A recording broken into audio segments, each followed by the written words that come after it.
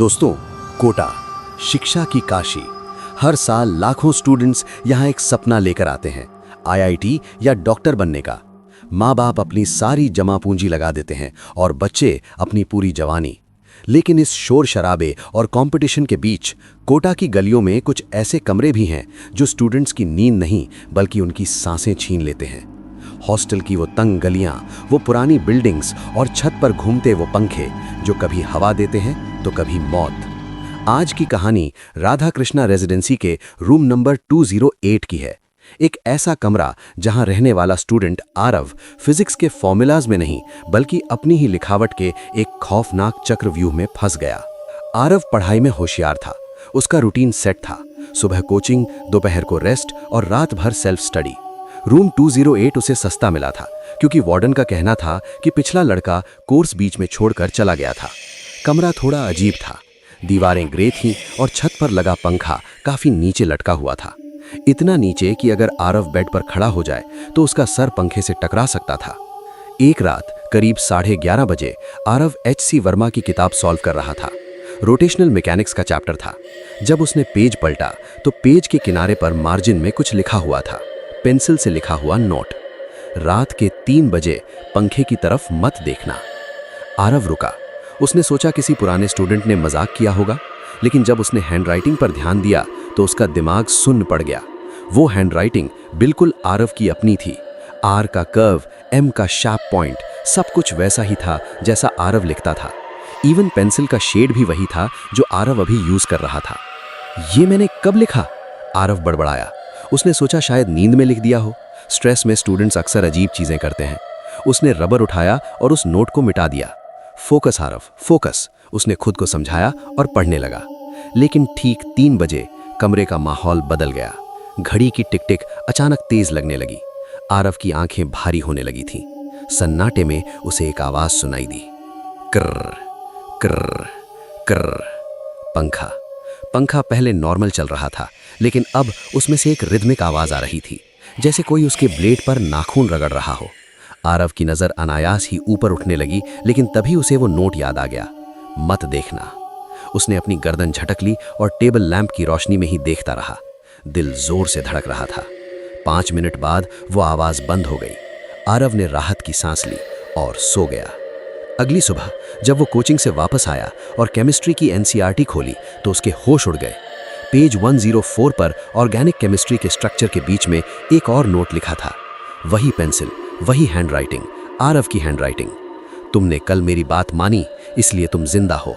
आज रात भी मत देखना, वो तुम्हें ललचाएगा। आरव का हाथ कांपने लगा। ये कैसे हो सकता है? कमरा लॉक रहता है, चाबी सिर्फ उसके पास है। क्या वो नींद में उठकर ये सब लिख रहा है या कोई और है जो उसकी हैंडराइटिंग कॉपी कर रहा है? डर के मारे उसने वार्डन से बात की।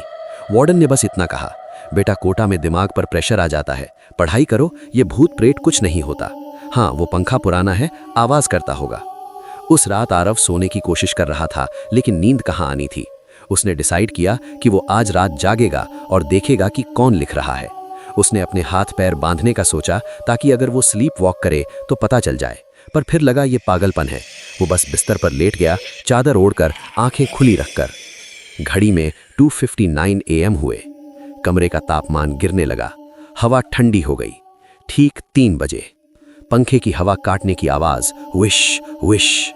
पंखा अपनी स्पीड बढ़ाने लगा। रेगुलेटर 2 पर था, लेकिन पंखा 5 की स्पीड पर घूमने लगा। कर्र तक, कर्र तक। इस बार आवाज सिर्फ मैकेनिकल नहीं थी।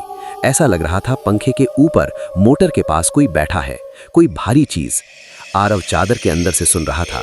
तभी एक आवाज आई, ऊपर से, पंखे के घूमने के बीच से। आरव, ऊपर देखो। आवाज किसी अनजान भूत की नहीं थी, वो आरव की अपनी ही आवाज थी, जैसे उसका अपना ही वॉइस रिकॉर्डिंग ऊपर से बज रहा हो।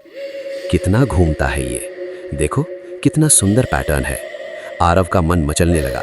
एक अजीब सी अर्ज, एक तलब महसूस हुई कि बस एक बार ऊपर देख लूं, जैसे कोई सम्मोहन हो। उसकी गर्दन अपने आप मुड़ने की कोशिश करने लगी। उसने अपनी आंखें जोर से बंद कर ली। नहीं, नहीं देखना है, वो चादर के अंदर फुसफुसाया। वो आवाज अब गुस्से में बदल गई। देख, मैंने कहा देख मुझे। पंखा अब इतनी तेज घूम रहा था कि लग रहा था अभी टूटकर नीचे गिर जाएगा। धाड़ धाड़ धाड़, पूरा बेड हिल रहा था। आरव ने अपने कान पर हाथ रख लिए और चिल्लाया, नहीं। करीब 10 मिनट तक ये तांडव चलता रहा। फिर अचानक सब शांत हो गया। पंखा नॉर्मल स्पीड पर आ गया। आरव पसीने में लथपथ था। वो बच गया था। तीसरी रात आरव ने सोचा वो आज रात हॉस्टल छोड़ देगा। वो पैकिंग करने लगा, तभी उसकी नज़र अपनी डायरी पर पड़ी। डायरी खुली हुई थी। उस पर ताज़ा लिखा हुआ था, तुम भाग नहीं सकते, तुमने रूम शेयर किया है, आज आखिरी रात है, आज तुम देखोगे, मैं तुम्हें मजबूर कर दूंगा। आरव ने गुस्से में पेंसिल उठाई और उस नोट के नीचे लिखा, मैं नहीं देखूंगा, तू कौन है। जैसे ही वो लिख रहा था उसे एक झटका लगा। उसका हाथ रुक नहीं रहा था। उसकी उंगलियां अकड़ गई थीं।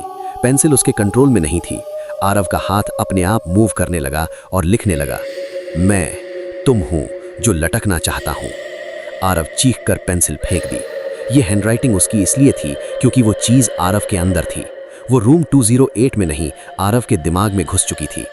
रात के 3 बजने में 5 मिनट थे। आरव भागने के लिए दरवाजे की तरफ लपका। दरवाज़ा नहीं खुला। कुंडी अंदर से थी पर जाम हो गई थी। आरव ने चिल्लाना शुरू किया, कोई है, बचाओ, लेकिन आवाज़ बाहर नहीं जा रही थी। कमरा साउंड प्रूफ बॉक्स बन चुका था। ठीक 3 बजे। पंखा चालू नहीं हुआ, वो बंद था। आरव दरवाजे से चिपका हुआ था, छत की तरफ पीठ करके। कमरे में सन्नाटा था, कोई आवाज़ नहीं। शायद आज कुछ नहीं होगा, आरव ने सोचा।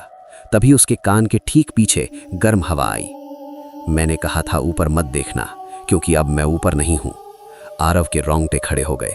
अगर वो ऊपर नहीं है तो वो कहाँ है? आरव ने धीरे से सामने देखा। दीवार पर लगा मिरर। मिरर में आरव ने देखा कि वो अकेला नहीं है। उसके कंधे पर एक सर रखा हुआ है। एक लड़का जिसकी गर्दन लंबी थी, टूटी हुई थी और जिसकी आंखें बाहर निकली हुई थीं। उसकी जीभ काली पड़ चुकी थी। वो आरव के कान में फुसफुसाया, मैं नीचे आ गया हूं। आरव चीखकर पीछे घूमा। वहां कोई नहीं था, लेकिन तभी उसे अपने गले में कुछ महसूस हुआ। एक डोरी, एक रस्सी। नहीं, रस्सी नहीं थी। वो उसकी अपनी बेडशीट थी जो अपने आप उसके गले में लिपट रही थी। आरव ने खींचने की कोशिश की, लेकिन पकड़ मजबूत होती जा रही थी। उसे कोई इंसान नहीं मार रहा था। एक इनविजिबल फोर्स उसे जमीन से उठा रहा था। आरव के पैर जमीन छोड़ने लगे। वो हवा में उठ रहा था, पंखे की तरफ। पंखा जो अब तक बंद था, अब धीरे धीरे घूमने लगा। आरव का चेहरा पंखे के ब्लेड्स के बिल्कुल करीब पहुंच गया। उस आखिरी पल में जब आरव की सांसें टूट रही थीं, उसने पंखे के मोटर के ऊपर कुछ लिखा हुआ देखा, धूल में उंगली से लिखा हुआ। वहां लिखा था, रूम 208 कभी खाली नहीं होता, और हैंडराइटिंग आरव की थी। तब आरव को समझ आया, वो पिछले जन्म में भी यहीं था, या शायद हर साल जो लड़का यहाँ मरता है वो एक ही आत्मा है जो बार बार नए शरीर में आती है, सिर्फ एक बार फिर मरने के लिए। अगले दिन पुलिस आई। रिपोर्ट में लिखा गया, एग्जाम प्रेशर सुसाइड। आरव की बॉडी पंखे से लटकी मिली। कमरे की तलाशी ली गई। किताबों में ढेर सारे नोट्स मिले। पुलिस ऑफिसर ने एक नोट पढ़ा और कहा, बेचारा बच्चा डिप्रेशन में था, देखो खुद को ही नोट्स लिखता था कि पंखे को मत देखना। डर रहा था सुसाइड करने से, पर अंत में कर ही लिया। कुछ महीनों बाद नया सेशन शुरू हुआ। एक नया लड़का रोहन रूम 208 में शिफ्ट हुआ। वार्डन ने कहा, सफाई करवा दी है बेटा, मन लगाकर पढ़ना। रोहन ने अपना बैग रखा। टेबल पर आरव की छूटी हुई एक पुरानी डिक्शनरी पड़ी थी। रोहन ने डिक्शनरी खोली। पहले ही पेज पर रोहन की अपनी हैंडराइटिंग में लिखा था, स्वागत है रोहन, रात के 3 बजे पंखे को मत देखना। रोहन मुस्कुराया, अरे मेरी हैंडराइटिंग इतनी गंदी कब से हो गई? उसने नोट को इग्नोर किया और पंखे को ऑन कर दिया। पंखा चलने की आवाज। ऊपर अंधेरे में पंखे के ब्लेड पर बैठा आरव मुस्कुराया।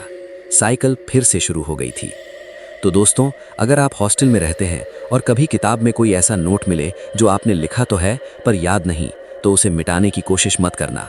बस बैग उठाना और भाग जाना, क्योंकि कुछ क्लासरूम्स में अटेंडेंस रजिस्टर पर नाम खून से लिखे जाते हैं। Subscribe Fear Fuse for more.